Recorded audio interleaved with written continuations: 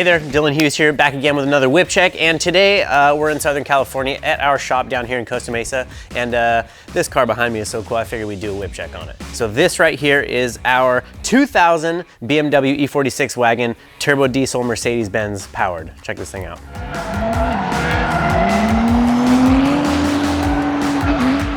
So those of you that haven't seen this car and don't know about it, this is a turbo diesel inline six-cylinder. This is basically a diesel 2JZ. So this is a Mercedes-Benz OM606 engine out of a 98 and 99 E300 TD. So we only got these engines in the States for 2 years.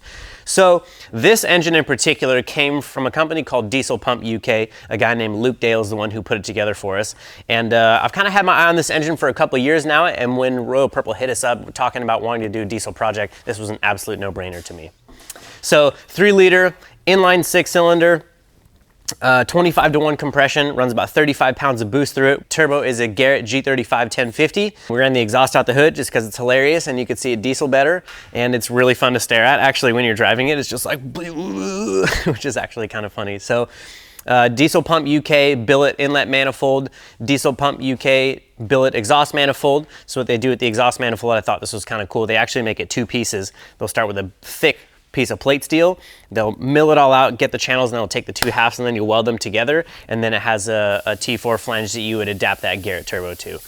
So pretty cool. I did all of the fab work, so all these tubes on the shock towers, charge pipes, we chose the engine parts, we chose everything. Radium Engineering catch cam, I did our own swirl tank for it, for the cooling system. I made the shroud for the radiator, made the aluminum coolant pipes, made the engine mounts just like my comp car, so the engine mounts actually go to the frame, so if we have some subframe issues, the engine is supporting itself, you could just drop the subframe out from underneath it, which I think is pretty cool.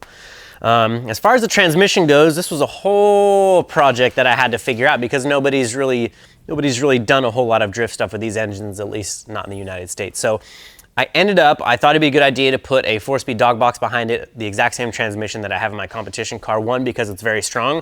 2, because once you go dog box, you can't drive anything else. They're the best shifting, best driving transmissions you will ever use in your entire life.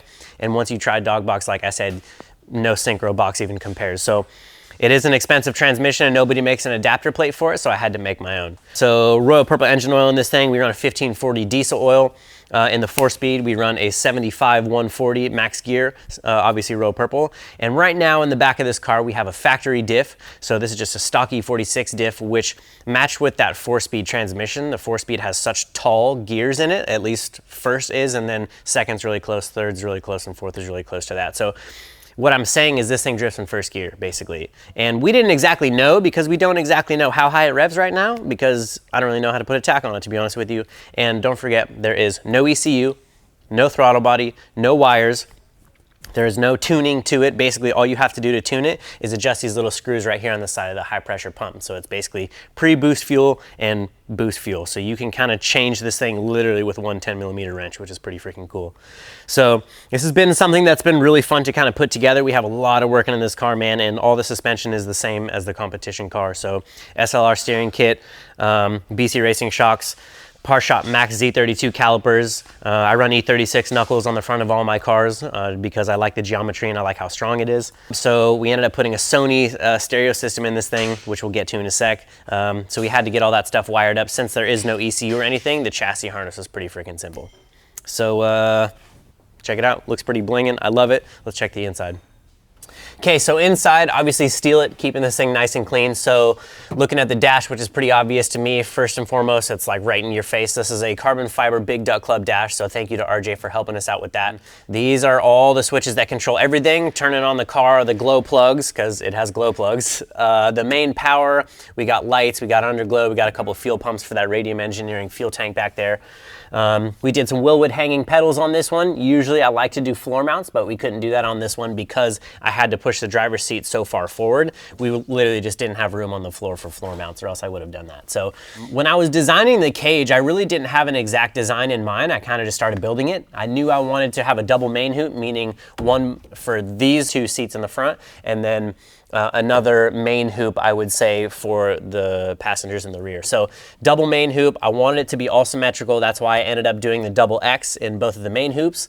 In typical me fashion, stitch welded A-pillars all the way up and down. And this one doesn't really, I didn't have to comply to any rules, so I was able to get super tricky with it and make this cage fit pretty much perfect, which I'm really stoked on. So a little bit different door bar style that I'm used to. Usually I'd put some gussets in here, but I really kind of like the way this one looked without it, so I just didn't end up doing it. Forsberg 6.4 handbrake. I had to move the master cylinder back because it started hitting my elbow. Again, 4-speed transmission. So we have the Sony display, and that gives you all of your information for the stereo system. And speaking of stereo system, so we have Sony speakers in this thing. So these are 5.5-inch speakers, and then we have 6x9s in the back doors. And then in the trunk, we have a single Sony 10-inch sub, and it absolutely slaps. It's like almost like, it's like louder than the engine. If you turn it up all the way, you can't even hear the motor, which is kind of awesome. So, yeah, really stoked on this thing. We had a little bit of help with a wiring harness from Hartsock Racing.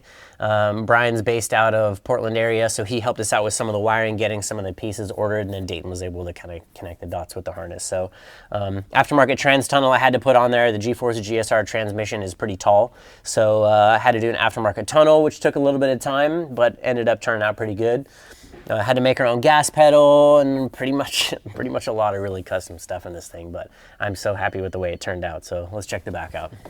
So again, with the cage design, I didn't really have exactly what I wanted in mind. Sometimes you just kind of have to start building it. And so this is what we ended up with. And then this door bar idea kind of just came to me. I really wanted it to be somewhat easy to be able to get in and out of the back because it is kind of tight in there. So I ended up making the top bar a little bit flat and a little bit lower so it's easy to get in. And to me, it looks aesthetically pleasing because this top bar meets the top bar up here and the bottom bar meets the bottom bar and the diagonal. So it just looks nice and clean. I just really love the aesthetic of it. And of course, it's nice and strong. I always put my roll cages up on these big boxes like this.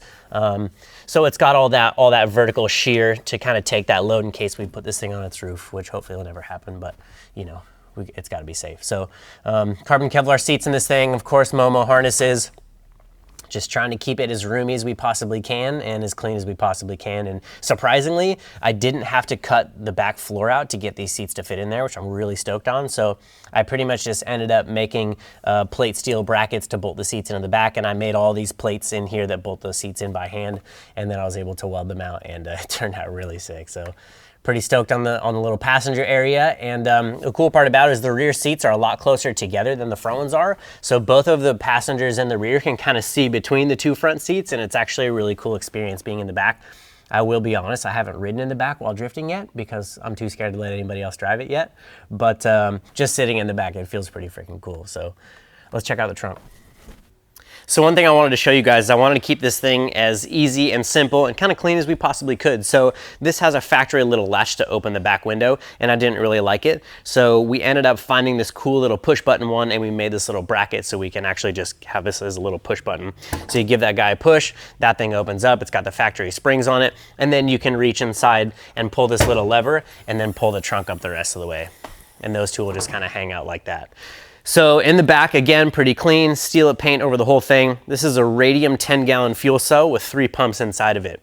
And this is a little bit different because I hit up Radium and I'm like, hey, I really want to do this diesel project and I'd love to run one of your fuel cells because we run their fuel cells in my E46 practice car and in my competition E46. And this thing's just been absolutely perfect for us. Again, with Radium, like their cells are so legit with their FCST in-tank pumps, like it's just a no-brainer. So huge thanks to Radium for helping us out with the fuel system on this thing. Par-shot max rear strut brace, trying to keep the subframe from moving around. And if any of you guys are BMW guys, you know the subframes are a little bit weak and so is the chassis. So Par-shot max rear strut brace, massive diesel battery out of a 99 E300 TD. That diesel engine is 25-to-1 compression, so we need a big chunky battery to get that thing cranking over. So I ended up putting the battery there because that's about all. That's about where it would fit pretty much. You know, rear down bars, getting some support for this secondary main hoop here. And then we went with a symmetrical X with a harness bar, just trying to keep it nice and clean. So we do have a quick change order for this thing because I ended up breaking a stub shaft in the differential. I'm not terribly surprised, but the diffs were back ordered at the time. So my original goal was to quick change it first, and it just didn't happen. So I had some spare M3 axles laying around, and we ended up rigging it up and making it work. But of course I broke it, not surprising. So having a quick change in it's gonna be a massive help for us because I literally could only drift it in first gear. We started turning the pump up, trying to get more boost power with it, and then I was like clutch kicking it real hard, trying to get the thing lit up, of course, with 4 people in it, and it ended up just shearing the stub shaft in half. So not surprised, but we do have a quick change on the way for it, so that's gonna require quite a bit of work, but once that's done, we're just gonna be able to bang that thing third, fourth, you know, change the ratio on the fly, just like we do in the competition car, and it will be like 10 times more epic. So this basically was like a Red Bull F1 test livery inspired. That's kind of where we got the inspiration from. And then we kind of went online and started finding all these funny, silly shapes and designs to put into this thing. And then when we printed it out, we ended up doing a laminate on top of it, and that's where you get that sparkle. So the cool part about that is it's a very unique design, but the funny thing about that is test livery inspired, it's meant to hide shapes, right? So nobody can see it. So the problem with that is it really hid the shape of the car, and it's a very good looking car in my opinion. So we had to go back and add little stripes of to kind of give it those body lines back. And we did it pretty much around the fenders, around the perimeter of a bunch of the shapes, and it really kind of made the car pop and made it look complete, right? Like you could kind of, we took the shapes away with that design, and then we kind of gave the shapes back with these little lines that go around, and it's all sparkly and awesome looking. And on the outside is a Big Duck Club body kit. So this is actually a 4-door non-wagon kit that ended up fitting pretty much perfect. A little bit of trimming here and there. Big Duck Club did an awesome job with this. I think it looks killer. The wheels are Forge Star F14s, same ones I run on my comp car. They look awesome. I'm really happy with it. We've got a lot of good feedback. I like the white on this car. I think it looks cool.